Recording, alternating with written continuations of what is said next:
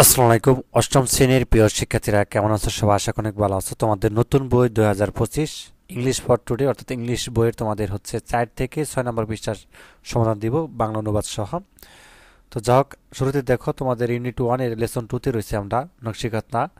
তো এখানে তোমাদের কিছু কিওয়ার্ডস দেওয়া আছে, ঠিক আছে, যেমন কুইল্ট এবং আর্টিস্টিক এবং কম্পালসরি ট্রেডিশনাল ডিমান্ড এবং প্যাটার্ন। ঠিক আছে, কুইল্ট মানে হচ্ছে তোমাদের কম্বল, আর্টিস্টিক মানে অর্থাৎ তোমাদের এখানে শৈল্পিক, এবং কম্পালসরি অর্থ হচ্ছে বাণিজ্যিকভাবে, এবং ট্রেডিশনাল মানে হচ্ছে ঐতিহ্যবাহী, এবং ডিমান্ড মানে হচ্ছে চাহিদা, আর প্যাটার্ন মানে তো জানোই নকশা।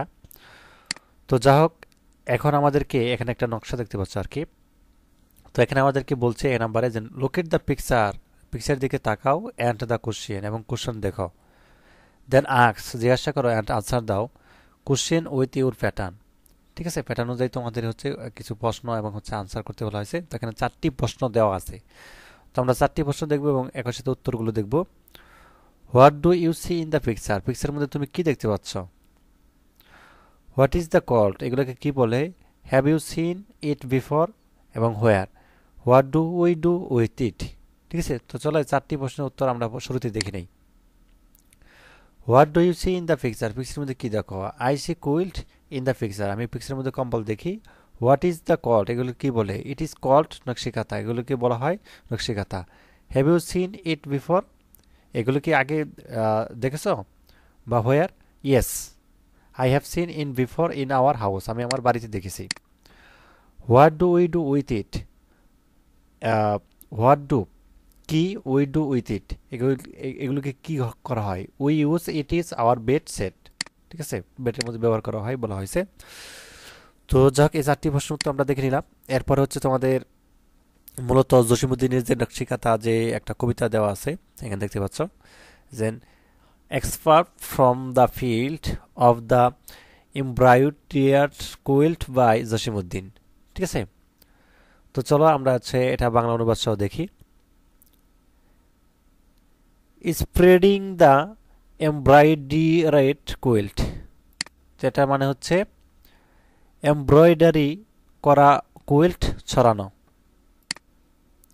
She works the live long night, সে সারা রাত কাজ করে। As if her put were on his bereaved pilot, যেন কোমল তার কবি তার শোকাহত দুর্দশার কথা। Many a joy and many a through it writing on her breast, অনেক আনন্দ এবং অনেক দুঃখ তার স্থানে লেখা আছে। The history of Rupai life is there line his lines expressed, রূপার জীবনের গল্প আছে, লাইন দ্বারা লাইন প্রকাশ করা হয়। How will he bear the pain mother, এই কষ্ট সে কি করে সইবে মা।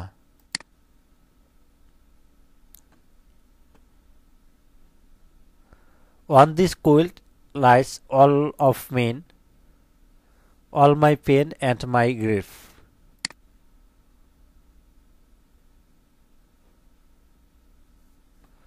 এই চাদরের উপর আমার সব আছে, আমার সমস্ত ব্যথা এবং আমার সমস্ত দুঃখ। Embroidered line by line, line দ্বারা সূচিকর্ম। ঠিক আছে, surely it on my grief mother, this picture of my grief, তাই আমার কবরে রাখো মা আমার এই দুঃখের ছবি। That his and mean upon its breast me mangling find relief, সে তার এবং আমার বুকের উপর মিলন স্বস্তি খুঁজে পেতে পারে। তো যাই হোক, এরপরে হচ্ছে আমরা সিন আবার দেখব। নাও রিড দ্য টেক্সট, এখন হচ্ছে টেক্সটটা পড়ো। নো অ্যাবাউট, এবং জানো নকশিকাথা, নকশিকাথা জিনিসটা কি এই সম্পর্কে আমাদেরকে পড়তে বলা হয়েছে এবং কি জানতে বলা হয়েছে। ঠিক আছে, তো চলো শুরু করি। Nakshikantha is a kind of embroidered quilt, embroidered quilt, এটা মানে হচ্ছে নকশিকাঁথা এক ধরনের সেলাই করা কম্বল। The name was taking from the Bengal word nakshi which means artistic pattern. নামটি নেওয়া হয়েছে বাংলা শব্দ নকশি যার অর্থ শৈল্পিক নকশা থেকে। It is a kind of traditional craft and is said to be indigenous to Bangladesh and West Bengal in India. ইহা এক ধরনের ঐতিহ্যবাহী নৈপুণ্য এবং বলা হয় বাংলাদেশ ভারতের পশ্চিমবঙ্গের আদিবাসীদের হস্তশিল্প। The art has been practiced in rural Bengal for centuries. শতাব্দ ধরে গ্রাম বাংলা শিল্পটির চর্চা করা হয়। The name Nakshi Kantha became popular after the poet Josimuddin's poem Naqshi Kathar Math was published in 1929.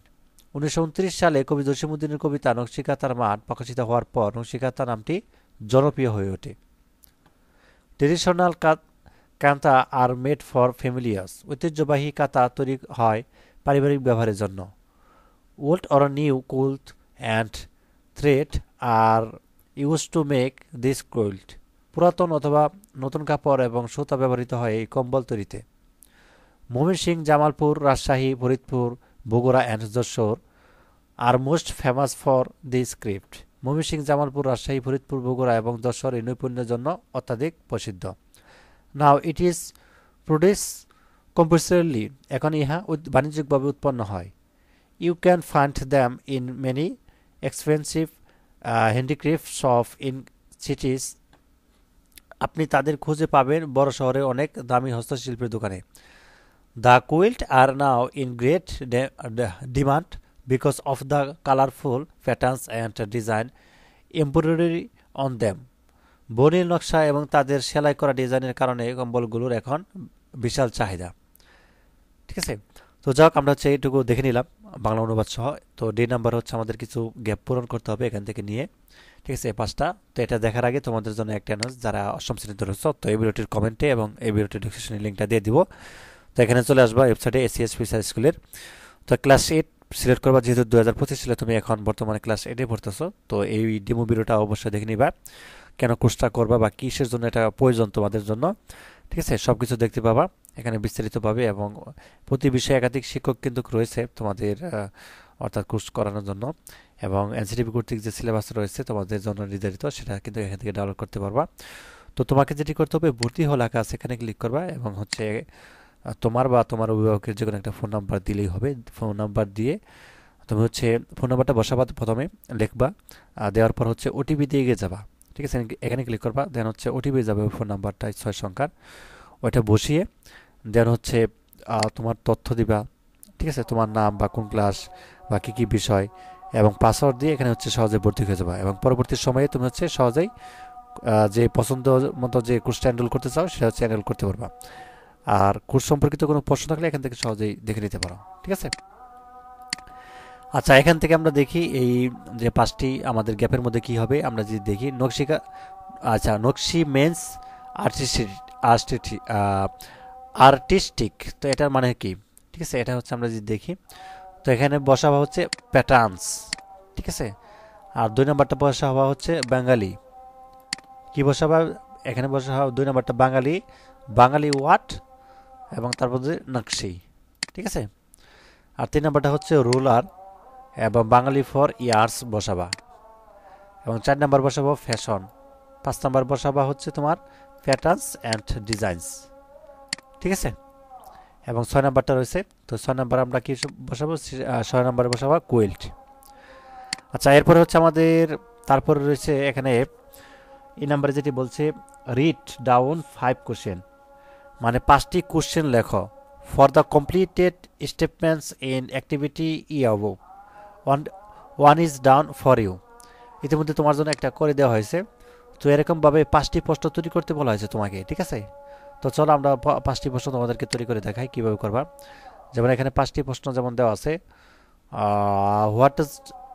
What does নকশি মিনস। ঠিক আছে, এবং এখানে দেওয়া আছে where was the what nakshi taken from, where is the art been practice, এবং where are the nakshikantha sold now, এবং where nakshikantha is great demand, what are nakshikantha, ঠিক আছে, নকশিকাতাটা কি। তো যাই এরপর হচ্ছে তোমাদের এখানে একটা প্রশ্ন দেওয়া আছে, do you like a nakshikantha or an ordinary kantha one. তো এই প্রশ্নের আনসারটা তোমাদেরকে দেখাই। তো তুমি আনসারটা দিবা যে I like nakshikantha because it is design is very charming, nakshikantha is comfortable to wear, ঠিক আছে, এইটুকু আনসারটা লিখে দেবা। তো এই ছিল আজকের মতো। পরবর্তী পর্বে হচ্ছে আমরা লেসন 3 থেকে শুরু করব, আবার এথনিক ফ্রেন্ডস এখান থেকে শুরু করব, ঠিক আছে। তো ধন্যবাদ সবাইকে এই ভিডিওটি দেখার জন্য। আল্লাহ হাফিজ।